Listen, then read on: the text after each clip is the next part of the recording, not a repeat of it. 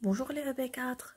Aujourd'hui, on va voir une petite vidéo concernant une nouvelle leçon intitulée les graphiques. Peut-être vous avez déjà vu les graphiques en sciences ou bien en géographie, mais maintenant, on va voir les graphiques en mathématiques. Alors, ouvrez bien les yeux et les oreilles et à tout à l'heure.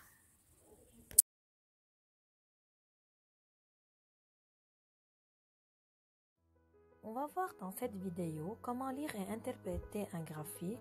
Pour la construction, on va la voir l'année prochaine.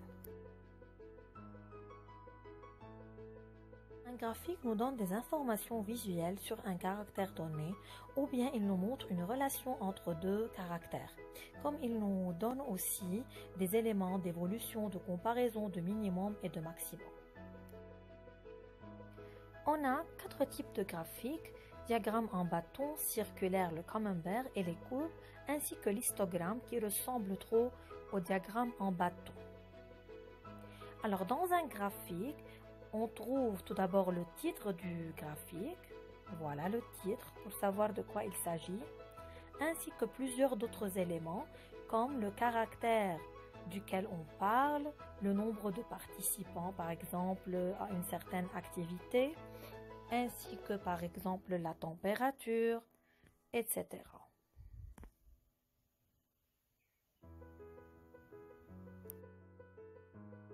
On passe à deux exemples de graphiques. Dans le premier graphique, on a pris un caractère pour l'étudier et dans le deuxième, il s'agit de deux caractères et on est en train de voir la relation entre ces deux. Dans les deux graphiques, il y a deux axes, vertical et horizontal.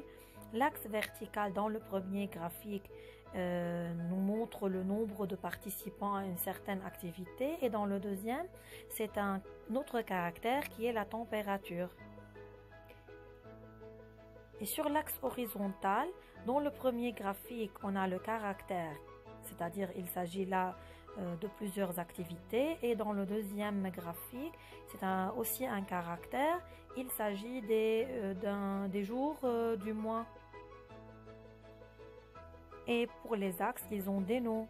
En haut, par exemple, dans le premier axe, le nombre de personnes. L'axe horizontal, ce sont les activités, la température. Et là-bas, c'est les jours du mois, etc.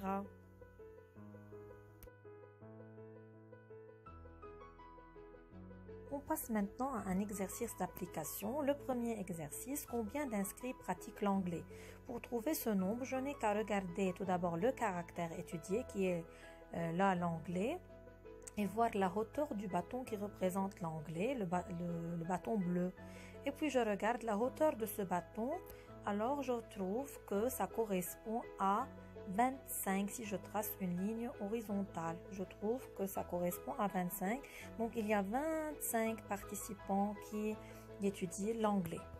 Quelle activité compte le moins d'inscrits? Je n'ai qu'à regarder tous les bâtons et je dois choisir le bâton le plus court. Attention, là on veut l'activité et non pas le nombre. Donc c'est la musique.